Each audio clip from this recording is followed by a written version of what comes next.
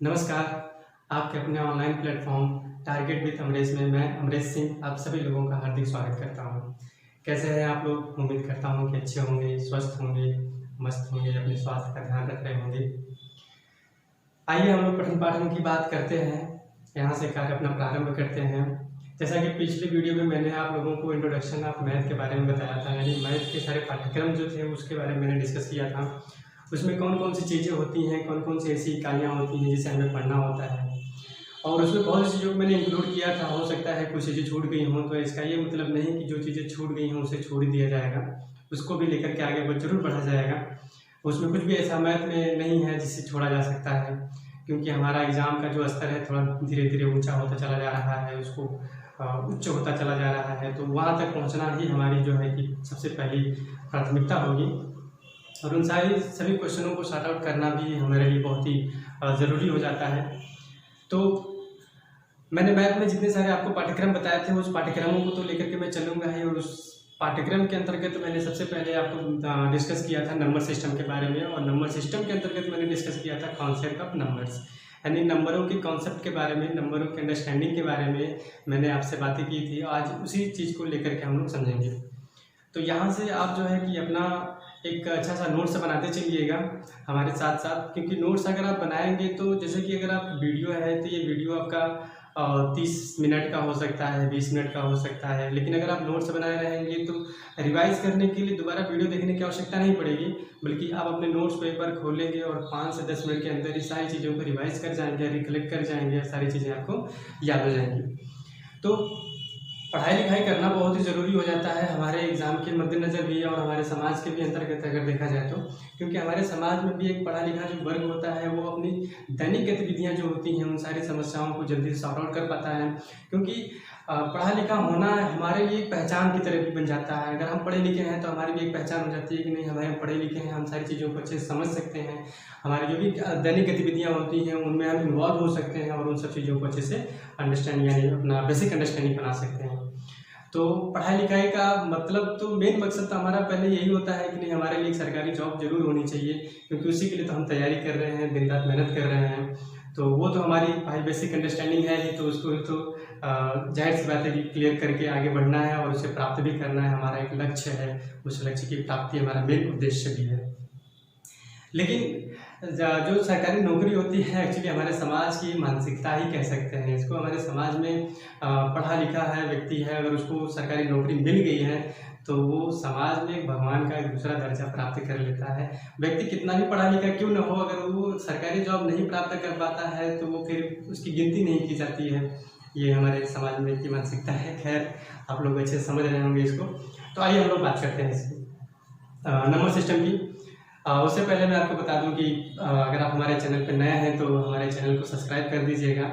Video अगर अच्छा लगे तो इसको जरूर लाइक कर दीजिएगा, और इसको सब्सक्राइब तो करना ही करना है, बेल आइकन को दबाइए, और जल्दी ज़्यादा से ज़्यादा जितना हो सके इसको शेयर करते रहिए। तो आइए आज हम लोग शुरुआत करेंगे नंबर सिस्टम के पहले एपिसोड के अंतर्गत, और देखेंगे नंबर ऑफ कॉन्सेप्ट। तो हमारी जो पहली हेडिंग होगी वो होगा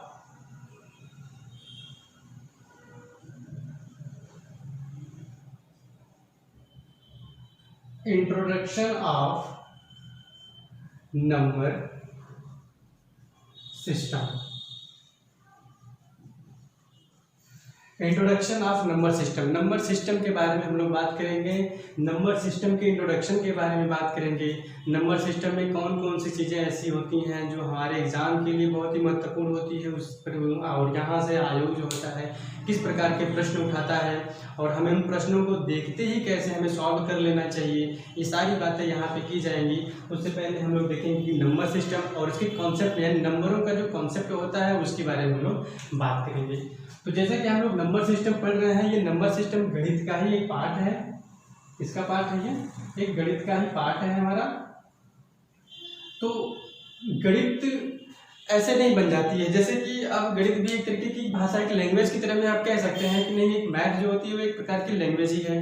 क्योंकि अगर हम कुछ भी चीज़ें पढ़ते हैं, जैसे कि अगर हम हिंदी की बात कर लें, चाहे वो इंग्लिश की बात कर लिया जाए, चाहे हिंदी की बात कर लिया जाए, तो जब हिंदी और इंग्लिश अगर हम पढ़ते हैं तो हम ऐसे ही नहीं पढ़ लेते हैं किसी चीज़ों को। जैसे हमारे सामने अगर इंग्लिश की कोई बुक अगर रख दी जाती है तो हम उसको ऐसे थोड़ी ना पढ़ लेते हैं कि नहीं हम ये इंग्लिश है हम उसको ऐसे पढ़ लिया। उसको पढ़ने से पहले हम उसके बारे में समझते हैं, उसके बारे में सीखते हैं, बहुत सी चीज़ों को हम जानकारी अपने पास रखते हैं, तब जाकर के हम इंग्लिश को पढ़ पाते हैं या हिंदी हम बोल पाते हैं, हिंदी को पढ़ पाते हैं। ये सारी बातें इसमें होती हैं।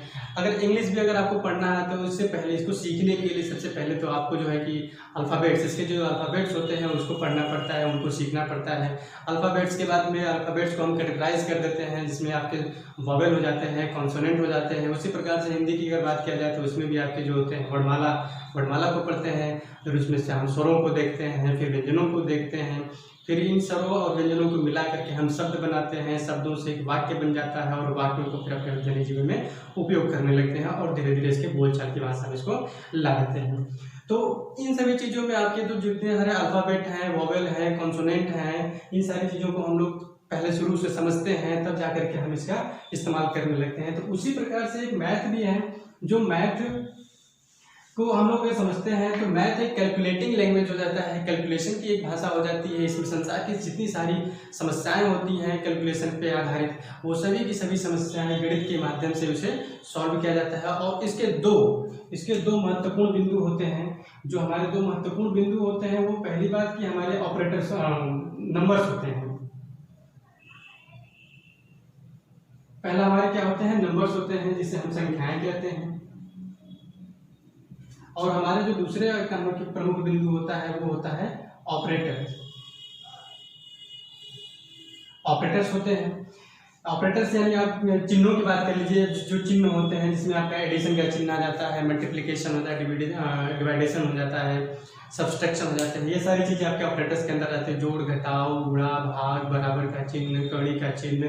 और नंबर्स की बात किया जाती है, नंबर्स में जो होते हैं आपके 0 to 9, ये कितनी संख्या होती है, 0 से लेकर के 9 तक की इसमें संख्याएं शामिल होती हैं। आप कोई भी नंबर उठा के देख लीजिए शुरू से अंत तक, उसमें आपको 0 से लेकर के 9 तक की ही संख्याएं मिलेंगी। वो संख्याएं रिपीट हो जाती हैं। जैसे अगर कोई संख्या लिख दी है 6988, अगर 6988 की अगर बात किया जाए तो देखिए इसमें 0 से लेकर के 9 तक की संख्याएं हैं, क्योंकि ये 6 है, फिर यहाँ पे 9 है और यहाँ पे 8 को जो है 2 टाइम्स रिपीट किया गया है, 2 बार 8 को यहाँ पे पुनरावृत्ति की गई है। तो इस प्रकार से हमारी जो जितनी सारी संख्याएं होती हैं वो 0 से लेकर के 9 तक की संख्याएं होती हैं।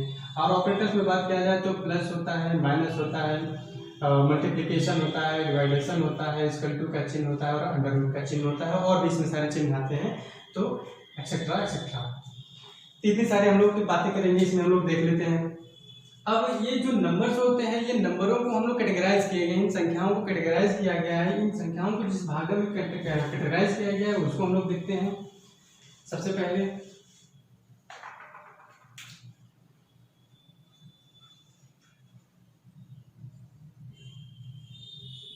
जो हमारे नंबर्स होते हैं, ये थोड़ा सा मैं इसको ऊपर लिख दूंगी, कुछ थोड़ा मुझे लिखना पड़ेगा नीचे भी।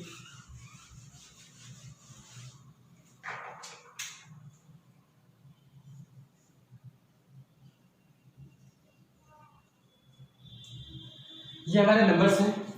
इन नंबरों में अगर आपको देखने को मिलेगा, पहली बात है हम लोगों को सीखना पड़ता है डेसिमल नंबर।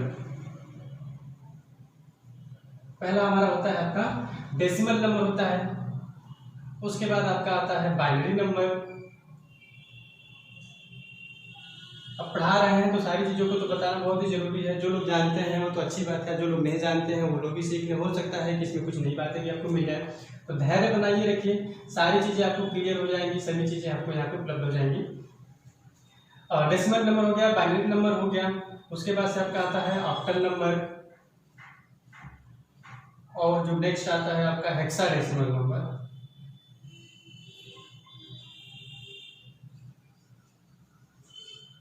हेक्साडेसिमल नंबर, ठीक है। आपके डेसिमल नंबर हो गए, बाइनरी नंबर हो गए, ऑक्टल नंबर हो गए और हेक्साडेसिमल नंबर हो गए। इनके बारे में थोड़ी थोड़ी मैं जानकारी दे रहा हूँ। जो हमारे हमारे उपयोग में आती हैं, जो हम लोग संसार में कहीं भी आप देखेंगे तो जो हम लोग कैलकुलेशन करते हैं वो सारी की सारी कैलकुलेशन डेसिमल नंबर पे ही बेस्ड होती हैं। हम लोग डेसिमल नंबर को ही फोकस करते हैं, डेसिमल नंबर को ही पढ़ते हैं। हमारा आयोग भी जो होता है वो डेसिमल नंबर से हमारे लिए प्रश्न उठाता है। कहीं कहीं बाइनरी नंबर का थोड़ा थोड़ा उपयोग होने लगा है, ये कंप्यूटर की भाषा होती है बाइनरी नंबर। यहाँ पे 0 से लेकर के 1 तक, यानी 0 और 1 इसमें सिर्फ 2 ही डिजिट इसमें इस्तेमाल किए जाते हैं। तो बाइनरी नंबर, तो डेसिमल नंबर की अगर देखा जाए तो इसमें जो संख्याएं होती हैं वो आपकी जो होती है वो 0 से लेकर के 9 तक की संख्याएं होती हैं। इसमें संख्याओं को देखा जाए तो 0 से अगर काउंटिंग करेंगे 9 तक तो 10 संख्याएं मिलेंगी। इसका जो बेस होता है यानी आधार जो होता है वह 10 होता है। कितना होता है? 10 होता है। इसका जो बेस होता है वो 10 होता है। बाइनरी नंबर की अगर बात किया जाए तो बाइनरी नंबर में 0 और 1 सिर्फ 2 ही डिजिट होते हैं और इसका जो बेस होता है वह 2 होता है। इसका बेस कितना होता है? वह 2 होता है, यानी इसका आधार 2 होता है। ऑक्टल नंबर की अगर बात किया जाए तो इसमें जो संख्याएं होती हैं 0 से लेकर के 7 तक की, और इसका बेस कितना हो जाएगा? फिर 8 हो जाएगा। और हेक्साडेसिमल नंबर की अगर बात किया जाए तो इसमें जो संख्याएं होती हैं 0 से लेकर के 9 तक, और उसके बाद ए से लेकर के एफ तक की संख्या, यानी कुल टोटल संख्याएं जो होती हैं वो 16 होती हैं। इसलिए इसका बेस जो होता है वह 16 होता है। इसका बेस कितना हो जाता है? आपका 16 हो जाता है। तो ये रही आपकी हेक्साडेसिमल नंबर। डेसिमल नंबर जो कि हमारे लिए बहुत ही महत्वपूर्ण है और इस पर हम विस्तृत चर्चा करेंगे, इसके बारे में आपको विस्तृत जानकारियाँ देंगे। पहले हम इसको समझ लेते हैं कि बाइनरी नंबर हमारी जो कंप्यूटरी मशीनरीज लैंग्वेज हो जाती है, यानी मशीनों की जो भाषा होती है वो बाइनरी नंबर ही होती है। इसमें हम कंप्यूटर पे बेस्ड जितने सारे कैलकुलेशन होते हैं हम उसको कर लेते हैं, और कंप्यूटर जो होता है वो सिर्फ 0 और 1 को लेकर के ही कैलकुलेशन सारी गणनाएं ही करता है, सिर्फ 0 और 1 पे ही कर लेता है। इसका बेस 2 होता है। उसके जब आगे बढ़ेंगे, जो बड़ी बड़ी कंपनियां होती हैं जहाँ पे बहुत से वर्कर्स काम करते हैं और उन सभी लोगों का सर्वर जो होता है एक जगह पे स्थायी रूप से बना रहता है, और सबको रेड के माध्यम से एक रेड प्रकार की टेक्निक होती है जो केबल के माध्यम से उसको जोड़ा जाता है और रेड के माध्यम से उसको जोड़ करके एक जगह सर्वर पे इनबिल्ड किया जाता है। तो वहाँ पे उसका सर्वर थोड़ा सा हाई होना चाहिए, क्योंकि एक ही सर्वर पे बहुत सारे वर्कर काम कर रहे हैं। तो जाहिर सी बात है कि उसका सर्वर तो छोटा मोटा होगा नहीं, वो बहुत ही बड़ा सर्वर होगा। इसलिए वहाँ पे जो होता है वो ऑक्टल नंबर, यानी यहाँ पे जो है 0 से लेकर के 7 तक की गणनाएं की जाती हैं, तो वहाँ पे ऑक्टल नंबर का इस्तेमाल किया जाता है। फिर हम जब आगे बढ़ेंगे तो हेक्साडेसिमल नंबर आ जाता है। हेक्साडेसिमल नंबर बहुत बड़ी चीज़ हो जाती है, जैसे ये सुपर कंप्यूटर्स में यूज होता है, जिसके लिए हम लोग प्रक्षेपण का कार्य करते हैं। अंतरिक्ष में कोई यान भेजना रहता है, कोई मिसाइलें भेजनी रहती है, तो जो कि अनुसंधान केंद्रों में इसका सतीश धवन अंतरिक्ष अनुसंधान केंद्रों में इसका इस्तेमाल किया जाता है। बड़े बड़े वैज्ञानिक जो होते हैं सुपर कंप्यूटर्स में इसका इस्तेमाल किया जाता है। इसलिए इसका जो बेस होता है वो 16 होता है, और इसकी गणनाएं जो होती हैं 0 से लेकर 9 तक और ए से लेकर के एफ तक इसमें गणनाएं की जाती हैं। तो हम लोग इसमें मेन रूप से बात करेंगे डेसिमल नंबर की, और डेसिमल नंबर के अंतर्गत सीखेंगे कि इसमें कौन कौन सी चीजें आपको इंक्लूड करके चलना रहता है। आइए देख लेते हैं।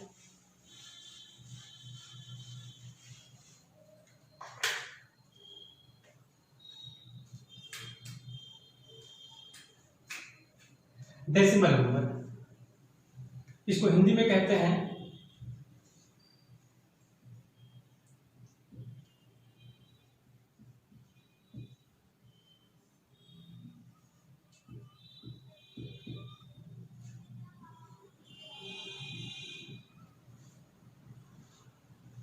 दशमलविक संख्या प्रणाली। हिंदी में इसकी बात करें तो दशमलविक संख्या प्रणाली होती है। जैसा कि मैंने इसमें दिखाया आपको, इसमें जो संख्याएं होती हैं वो होती हैं 0, 1, 2, 3, 4, 5, 6, 7, 8 और 9। ये हमारी संख्याएं होती हैं जो 0 से लेकर के 9 तक की हमारी संख्याएं होती हैं। इसका जो बेस होता है वो 10 होता है। इसका बेस कितना होता है? वो 10 होता है। ये जो बेस 10 होता है, क्या ये संख्याएं 10 हैं, यानी ये जो डिजिट हैं ये 10 हैं इसलिए इसका बेस 10 होता है? तो ये भी बात सही है कि हाँ, ये संख्याएं इसकी जो डिजिट है वो 10 है इसलिए इसका बेस 10 भी है। इसके पीछे एक और कारण है जो कि महत्वपूर्ण कारण है। उस महत्वपूर्ण कारण को देखिए कि इसका बेस 10 होने के पीछे 2 कारण होते हैं। पहला कारण तो आप देख लिए, और जो दूसरा कारण होता है, जैसे मैंने कोई संख्या लिख लिया, जैसे मैंने एक संख्या लिखा, इसको क्या पढ़ेंगे? 7985। 7985। जब हमने इसको लिखा तो मैंने यहाँ से स्टार्टिंग किया। जब मुझे लिखना था तो मैंने कहाँ से स्टार्टिंग किया, 7 से स्टार्टिंग किया और इसको मैंने यहाँ से लिख दिया। लेकिन जब इसको पढ़ने की बात आती है तो हम लोग इधर से पढ़ते हैं। आप भले ही कहते हैं कि 7985 यानी 7000 यहाँ से शुरू कर रहे हैं, लेकिन आपने पढ़ा कहाँ से, यहाँ से पढ़ा। कैसे आपने इधर से पढ़ा, क्योंकि जब हम कहेंगे कि ये कौन सी संख्या है तो हम कहेंगे ये इकाई का स्थान है, यह दहाई का स्थान है, यह हजार है, यह सैकड़ा है, यह हजार है।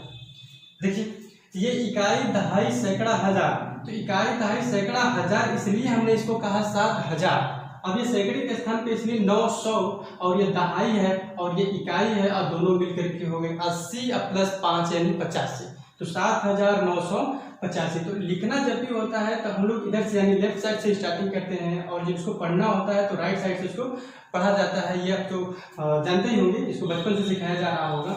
तो इसमें क्या होता है कि जो हमारी संख्याओं को एक्सप्लेन किया जाता है, जिसका एक्सपेंडिचर किया जाता है, विस्तार किया जाता है, तो इसको हम कहते हैं 10 टू पावर 0, 10 के घाते 0 हो जाता है।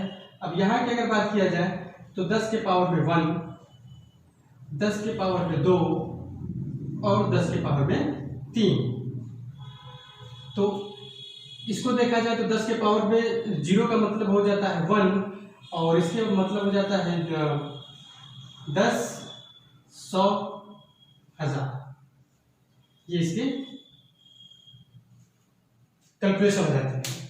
तो 10 के पावर में 0 का मतलब किसी भी संख्या के पावर में अगर 0 लिखा हुआ है तो उसका मान सिर्फ एक ही होता है, वो होता है 1। किसी भी संख्या के पावर में अगर 0 है तो उसका मान 1 होगा। तो 10 के पावर में 0 1, 10 के पावर में 1 यानी 10, 10 के पावर में 2 यानी 100 और 10 टू पावर 3 इक्वल टू 1000।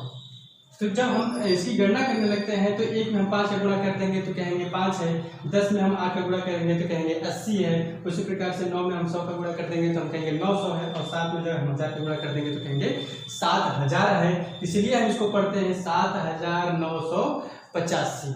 तो ये हमारा जो बेस होता है वो यही होता है।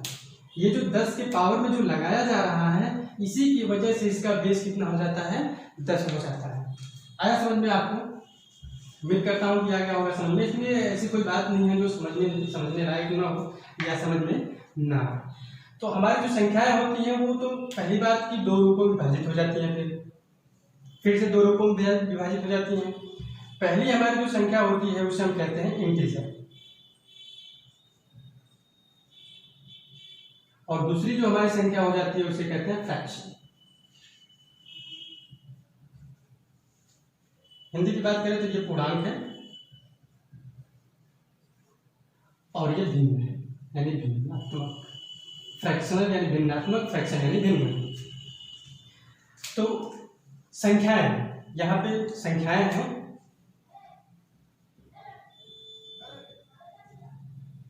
संख्याओं को हम लोगों ने विभाजित किया है कि संख्याएं जो होती हैं वो 2 रूपों में विभाजित होती है। एक इंटीजर का पार्ट होता है और एक फ्रैक्शन का पार्ट होता है। तो इंटीजर का जो पार्ट होता है, जब कोई भी संख्या अगर आप देखते हैं तो उन संख्याओं में दोनों पार्ट एकदम मिले होते हैं, शामिल होते हैं। जैसे कि अगर मैंने लिखा 200, तो ये इसमें जो है आपका इंटीजर और फ्रैक्शन दोनों शामिल हैं। क्योंकि अगर आप यहाँ पे देख पा रहे होंगे तो आप अपना चेकबुक उठा के देख लीजिए, कोई सरकारी कागज जहाँ पे गणितीय कैलकुलेशन किया गया है उसको उठा करके देख लीजिए, या तो फिर अगर आप किसी दुकान में जाते हैं, शॉपिंग मॉल में जाते हैं, वहाँ पे शॉपिंग करते हैं तो उसका बिल उठा के देख लीजिए। तो वो 200 इस तरीके से नहीं लिखा रहता है, इसके आगे दशमलव लगा करके 00 लिखा रहता है। चेक भी देखेंगे तो उसमें भी आपका 200 लिख करके यहाँ पे 00 यानी कोई भी संख्या लिखी गई है तो वहाँ पे पॉइंट लगा करके 00 उसके आगे ऐड कर दिया जाता है। तो हमारी संख्या अब ये करेक्ट फॉर्म में लिखी गई है। हमारी जो संख्या लिखी गई है ये है करेक्ट फॉर्म में लिखी गई है। पॉइंट से इस तरफ जब पढ़ेंगे तो आपको इंटीजर का पार्ट मिलता है। जब पॉइंट से हम इधर की तरफ बढ़ते हैं तो हमें क्या मिलता है, इंटीजर का पार्ट मिलता है। और वही जब पॉइंट से हम राइट साइड की तरफ बढ़ते हैं तो हमें फ्रैक्शन का पार्ट मिलता है, यानी यहाँ पे दशमलव के बाद आपको भिन्न का पार्ट यहाँ पे मिल जाता है। तो यह जो होता है कि जैसा कि ये फ्रैक्शन पॉइंट के बाद जो हमारा फ्रैक्शन पार्ट है यह पूरी तरीके से शून्य शून्य है, यानी पूरा शून्य है, इसलिए हम इसको कहते हैं कि यह प्योर क्या है, इंटीजर है।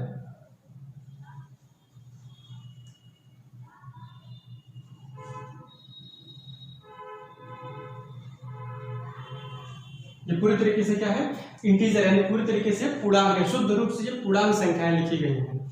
क्यों? क्योंकि यहाँ पॉइंट के बाद आपको 0 0 मिला हुआ है, इसलिए प्योर इंटीजर संख्याएं हो जाती हैं। जब हम कोई संख्या लिख देते हैं, जैसे कि मैंने एक संख्या और लिखा 0.625, कोई भी संख्या इस तरीके से लिखी रहती है 0.625। जब भी कोई आप देखते हैं तो इसी प्रकार से आपको संख्या मिलती है। अगर पॉइंट लगा करके कोई संख्या लिखी गई है तो उसके पहले 0 जरूर आपको मिलेगा। तो यहाँ पे इंटीजर और फ्रैक्शन दोनों की बातें की गई हैं, पूर्णांक और भिन्नात्मक यानी भिन्न की दोनों की बातें की गई हैं। तो फिर से अगर आप यहाँ पे देख पा रहे हैं तो यहाँ पे जो इंटीजर का पार्ट है वो पूरी तरीके से शून्य है, इंटीजर का जो पार्ट है वो पूरी तरीके से शून्य है, और जो फ्रैक्शन का पार्ट है वह अंकों में डिवाइड है। तो इसलिए हम कहेंगे कि ये प्योर क्या है, उसका प्योर फ्रैक्शन पार्ट है।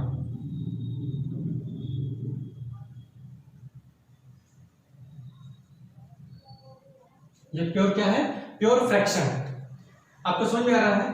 अगर हम कोई अब संख्या ले लेते हैं, जैसे मैंने इसी संख्या को ले लिया 200.625। अब इस तरीके की मैंने कोई संख्या ले लिया। अब यहाँ पे देख पा रहे हैं कि पॉइंट के बाद जो है मेरा जो इंटीजर है वो भी अंकों में है, और पॉइंट के बाद जो मेरा फ्रैक्शन पार्ट है वो भी एक संख्याओं में दिया गया है। तो इसलिए यहाँ पे जो बातें हो जाएंगी वहाँ पे इंटीजर और फ्रैक्शन दोनों मिलेंगे आपको, इंटीजर और फ्रैक्शन आपको दोनों यहाँ पे देखने को मिलेंगे। फिर से देख लीजिए, जब भी कोई संख्या लिखी रहती है 200, पॉइंट के बाद 0 0 लगा रहता है, तो जो हमारा फ्रैक्शन वाला जो पार्ट है वो पूरी तरीके से शून्य है, इसलिए इसको कहेंगे प्योर इंटीजर का पार्ट है, यानी शुद्ध रूप से ये पूर्णांक संख्या है। जब 0.625 लिखा हुआ है तो यहाँ पर देख पा रहे हैं कि जो इंटीजर का पार्ट है वो शून्य है, यानी हमारा जो पूर्णांक है वो शून्य है, और जो मेरा फ्रैक्शन है वो संख्याओं में लिखा गया है, इसलिए हम कहेंगे कि ये प्योर फ्रैक्शन है, यानी शुद्ध रूप से यह भिन्न संख्याएं लिखी गई हैं। अब यहाँ पे देख पा रहे हैं कि 200.625 लिखा हुआ है, तो यहाँ पे इंटीजर का पार्ट भी संख्याएं हैं और फ्रैक्शन का पार्ट भी संख्याएं हैं, तो इसलिए हम इसको कह सकते हैं कि फ्रैक्शन और इंटीजर दोनों इसमें शामिल है। हालांकि शामिल सब में रहता है, इसमें भी आपके इंटीजर और फ्रैक्शन दोनों है, इसमें भी इंटीजर फ्रैक्शन दोनों है, लेकिन प्योर इंटीजर है और ये प्योर फ्रैक्शन है, क्योंकि यहाँ पे इंटीजर का जो फ्रैक्शन का जो पार्ट है वो शून्य है, और यहाँ पे इंटीजर का जो पार्ट है वह शून्य है। तो समझ में आया इतनी सारी बातें?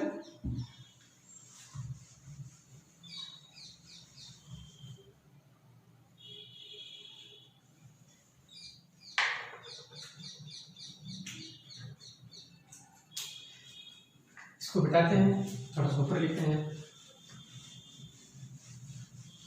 इसको नोट करते रहिएगा, हमारे साथ साथ नोट करते रहेंगे तो अच्छा रहेगा।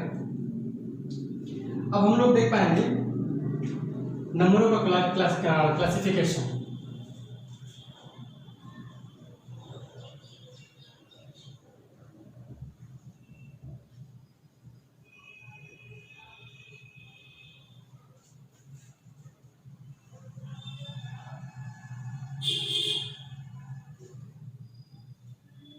Classification of numbers, number system,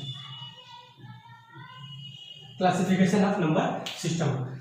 number यानी संख्या पद्धति या संख्या प्रणाली का क्लासिफिकेशन, यानी उसका विभाजन देख लेते हैं, उसका वर्गीकरण देख लेते हैं कि इसके कौन कौन से वर्गीकरण इसमें शामिल हैं।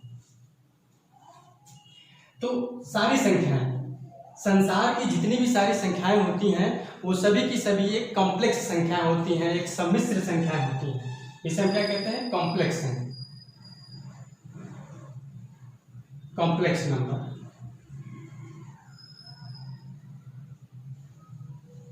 सम्मिश्र संख्या, जितने भी आप नंबर जानते हैं, जितने भी आप नंबर देख पाते हैं, वो सभी के सभी जो नंबर्स होते हैं वो सभी आपके क्या होते हैं? कॉम्प्लेक्स नंबर होते हैं। संसार के सारे नंबर जो होते हैं वो सभी के सभी क्या होते हैं? कॉम्प्लेक्स नंबर होते हैं। इस कॉम्प्लेक्स नंबर को पुनः दो भागों में विभाजित किया गया है। एक जो होता है उसे कहते हैं रियल नंबर, और जो दूसरा हमारा होता है वो इमेजिनरी नंबर।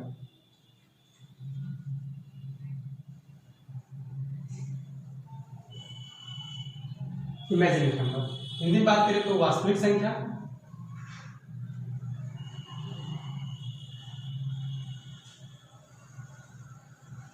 और ये हो जाएगा आपका काल्पनिक संख्या।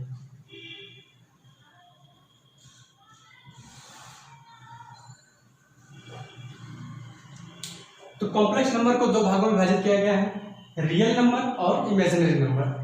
तो हमारा जो संख्याएं होती हैं, जो हमें भी कह सकते हैं कि जो हमारे कॉम्प्लेक्स नंबर होते हैं वो सभी के सभी हमारे रियल नंबर होते हैं, यानी सभी के सभी वास्तविक नंबर ही हमारे होते हैं। इमेजिनरी नंबर होता नहीं है, इमेजिनरी नंबर जबरदस्ती बना दिया जाता है। इमेजिनरी नंबर जो होता है हम इसको बना देते हैं, कुछ ऐसी इसमें बहुत से ऐसे टर्म्स एंड कंडीशंस होते हैं, इसके बहुत सी ऐसी शर्तें होती हैं इमेजिनरी नंबर बनने के लिए, जिसे हम जब इसको डिस्कस करेंगे तो आपको बताएंगे। लेकिन सारे के सारे कॉम्प्लेक्स नंबर आप कह सकते हैं कि सभी के सभी रियल नंबर होते हैं, बस इमेजिनरी नंबर वो बन जाते हैं, यानी बन नहीं जाते, बना दिए जाते हैं, उसको जबरदस्ती बना दिया जाता है। और जो हमारे रियल नंबर होते हैं, ये रियल नंबर क्या होता है, तो रियल नंबर वो नंबर होते हैं, यानी वो संख्या होती हैं जिसे संख्या रेखा पर निरूपित किया जाता है, जिसे संख्या रेखा पे प्रदर्शित किया जाता है। संख्या रेखा पर प्रदर्शित की गई वो सारी संख्याएं जो होंगी वो सारी की सारी आपकी वास्तविक संख्या यानी रियल नंबर सबके हो जाते हैं। ये संख्या रेखा क्या है, जैसे कि मैं आपको बताता हूं, मिड में जो होगा आपका 0 होगा। जब इधर से हम इधर इस तरफ बढ़ेंगे तो हम कहेंगे 1 2 3 टिल देन इन्फिनिट। जब इस तरफ बढ़ेंगे तो हम कहेंगे -1 -2 -3 टिल देन इन्फिनिट। यह हमारी एक संख्या रेखा है। संख्या रेखा के दाहिने तरफ यानी राइट साइड जो होगा आपके पॉजिटिव सिंबल्स होंगे।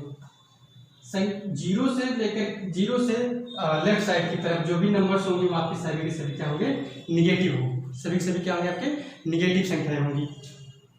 तो संख्या रेखा, जिसे संख्या रेखा में मैंने नंबरों को, जैसे अगर आप नंबर को लिख लेते हैं 1 2 3 4 डॉट डॉट डॉट, अगर आप कहें कि नहीं इसको हम इस तरीके, इस वाले फॉर्म को हम इस रूप में भी लिख सकते हैं, तो नहीं लिख सकते हैं। यहाँ पे आपकी संख्याओं को लिखा है, जो भी संख्याएं लिखी गई हैं और यहाँ पे जो भी संख्याएं लिखी गई हैं, इन दोनों में बहुत ज़्यादा डिफरेंस होता है। इतना डिफरेंस होता है कि आप उसे समझ भी नहीं सकते, उसे व्यक्त भी नहीं कर पाएंगे। इसको हम लोग देख लेते हैं। इस चीज़ों को इस वाले रूप में मत लेकर के चलिएगा, ये अलग भाग है और ये अलग भाग है, इसको बाद में हम बताएंगे। जब आगे बढ़ेंगे तो आप खुद ब खुद इसको समझ जाएंगे। जब हम कोई स्केल लेते हैं, जब हमसे कोई कहता है कि 1 सेंटीमीटर 2 सेंटीमीटर ड्रॉ करिए, तो हम तुरंत उसको लेकर के ड्रॉ कर लेते हैं, उसको बना ले जाते हैं। जब कोई कहता है कि 1.3 सेंटीमीटर आप ड्रॉ करिए, तभी हम बना लेते हैं, उसको ड्रॉ करके तुरंत दिखा देते हैं। लेकिन जब कोई हमसे कहता है कि नहीं 1.34 आप ड्रॉ करिए, तो फिर हम उसको ड्रॉ नहीं कर पाते, क्योंकि वो तो हमारे स्केल पे दिया ही नहीं गया है। जब वो चीज़ें नहीं दी गई हैं तो हमको क्या करना होता है कि यहाँ पर उसको समझना पड़ता है कि वो क्यों नहीं दी जाती हैं, उसको न देने के पीछे कारण क्या होता है। तो यहाँ से हम एक पार्ट उठा लेते हैं। 0 से लेकर के 1 तक के बीच में अनंत संख्याएं हैं। 0 से लेकर के 1 तक के बीच में अनंत संख्याएं हैं। इन संख्याओं को भी हम लोग देखेंगे। एक फिर से मैं एक लाइन ड्रॉ कर रहा हूँ, ठीक है।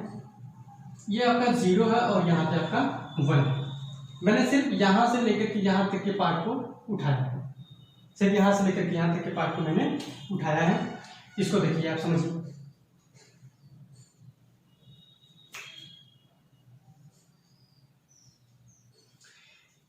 जब भी आप स्केल देखेंगे तो उसमें जो होता है, जो मिड में होता है, इस तरीके से बना रहता है। इसके पहले आपकी लाइनें खींची रहती है 1 2 3 4 1 2 3 4, इस तरीके की आपकी लाइनें खींची रहती हैं। अब यहाँ पे देख लीजिए 0 से लेकर के 1 तक। जब यहाँ पे अगर बात किया जाएगा तो इसको क्या कहेंगे, जब 0 से लेकर के 1 तक के बीच में बढ़ेंगे तो हम कहेंगे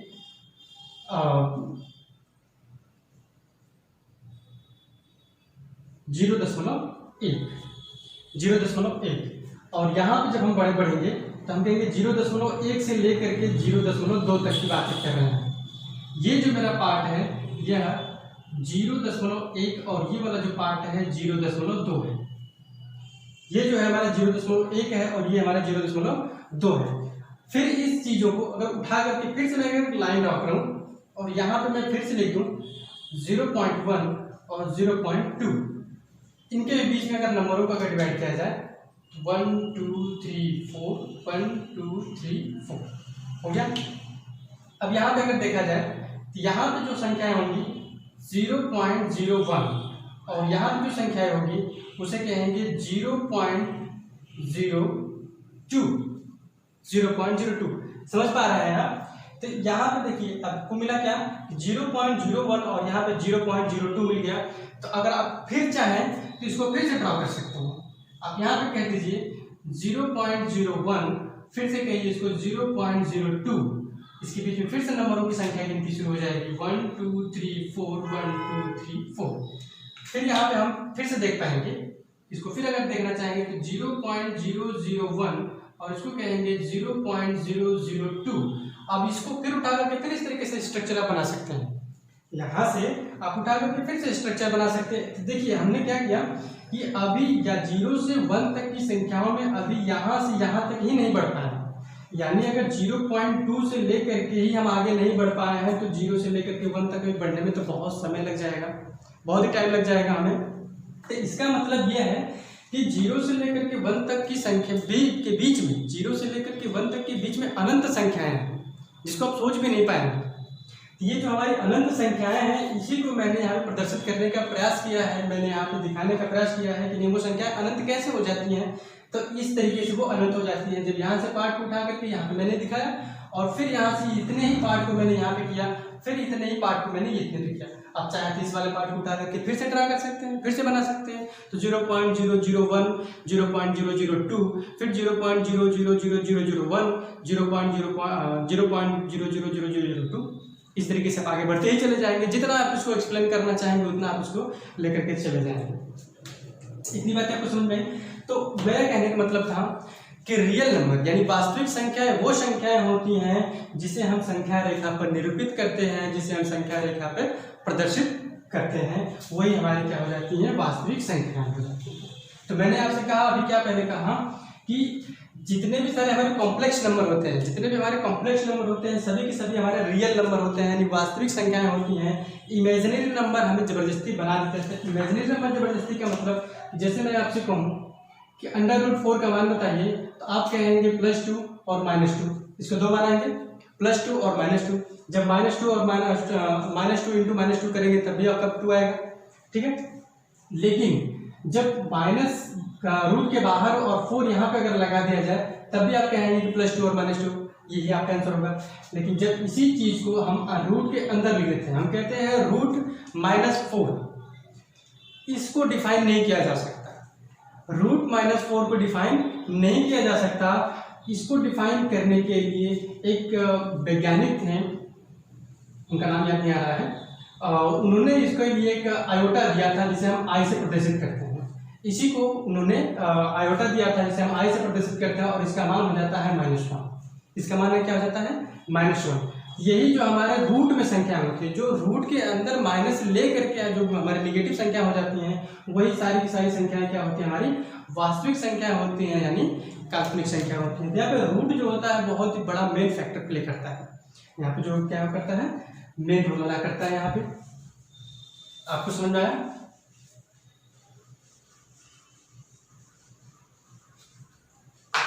पुनः यहाँ पे जो रियल नंबर्स होते हैं इनको फिर पुनः दो भागों में विभाजित किया गया है। एक जो होता है मेरा रेशनल नंबर हो जाता है,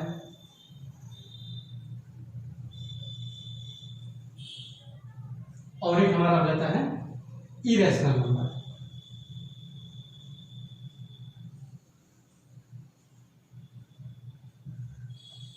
परिमेय संख्याएं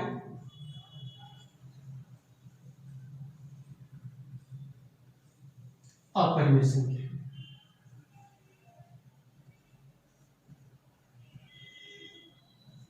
परिमेय संख्या और अपरिमेय संख्या। तो रेशनल नंबर और इरेशनल नंबर। तो रियल नंबर को हम लोग पुनः दो भागों में विभाजित करते हैं, कहते हैं रेशनल नंबर, दूसरे को कहते हैं इरेशनल नंबर, यानी परिमेय संख्याएं और अपरिमेय संख्याएं हो सकती हैं। ये रेशनल नंबर क्या होता है और इरेशनल नंबर क्या होता है, अब इसके बारे में मैं अगले वीडियो में आपसे डिस्क्राइब करूंगा। इसको मैं अगले वीडियो में आपसे जरूर बताऊंगा। वीडियो बहुत लंबा हो जाएगा अगर इस सारी चीज़ों को मैं इंक्लूड करना लगूंगा। तो धीरे धीरे पढ़िए, थोड़ा थोड़ा पढ़िए, क्योंकि ज़्यादा भोजन करने से भी भोजन पचता नहीं है, ज़्यादा पढ़ लेने से भी माइंड क्या हो जाएगा, हैंग करने लगता है। इसलिए थोड़ा थोड़ा पढ़िए, धीरे धीरे पढ़िए और धैर्य बनाए रखिए। सभी चीज़ों को मैं एक्सप्लेन करते हुए चलूँगा और कुछ भी एश्योर करता हूँ मैं आपको, मैं इस बात की एश्योरिटी देता हूँ कि कुछ भी छूटने नहीं पाएगा, बस आप ध्यान से पढ़ते रहिए इसको। आज के लिए बस इतना ही रखते हैं, फिर मिलते हैं अगले वीडियो में। तब तक के लिए धन्यवाद, नमस्कार।